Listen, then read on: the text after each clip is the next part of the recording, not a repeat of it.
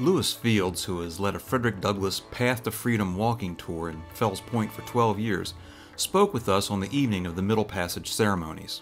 It's very profound that Ann Chin would select this particular site where Douglass lived for 12 years, but where Douglass also made his escape from, and come here 174 years later and remind our Marylanders that this is an important piece of American history, this place known as Fells Point.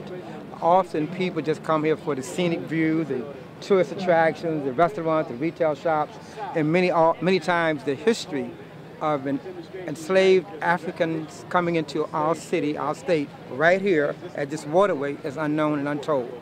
So by Ms. Chin selecting Baltimore as the first stop, it does us proud to help all these new people come and learn about and pay respect to blood that's in the bottom of this waterway, blood that's standing where we're standing now, there's blood under here.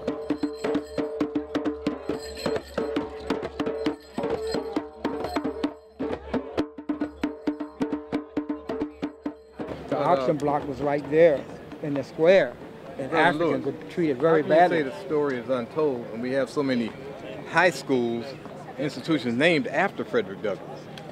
Don't the students visit here? I put it this way. Or don't they know the history if you were to walk up to them in the school? We can't blame the students. No, I'm not blaming the students. And teachers can't teach what they don't know. Okay. That's a point. And you have to understand, a lot of teachers, when they come out of college, they have majored in the subjects that they were put before them. That was before African American history may not have been one of those subjects, particularly local African American history. See, during Black History Month, you get a lot of emphasis on Black history, but it's not necessarily local African American history. So when you talk about Frederick Douglass being here, it's local history. Does that allude to substance? That alludes to often, sometimes, things are left off the table. And when there are, people like Ann Chin help us remember that. Because look today, there's a marvelous crowd of people here paying homage to this part of our history that may not be well known. And many people that wanted to come and couldn't make it for one reason or the other. Well, they're here in spirit. Remember, oh, yeah. All of this stuff that you do to honor the ancestors who died in the Middle Passage, we do it in spirit. Because they're nameless, often faceless, but we know it was millions and we know they're real. But the key to the Middle Passage and the Underground Railroad and freedom seekers is the humanity of it. You see, how do we remember people who paved and gave their lives for us to stand like you're standing today?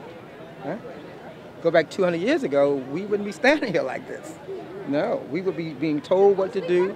We might be on an auction block being sold, or we might be in tears for some of our brethren who are being sold south.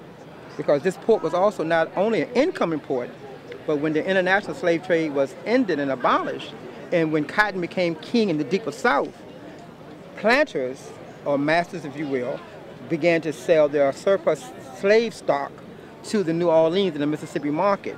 So there is chronicle history of African Americans being bought here in chains, Frederick Douglass wrote about it in his book, and being sold to the Natchez, Mississippi market.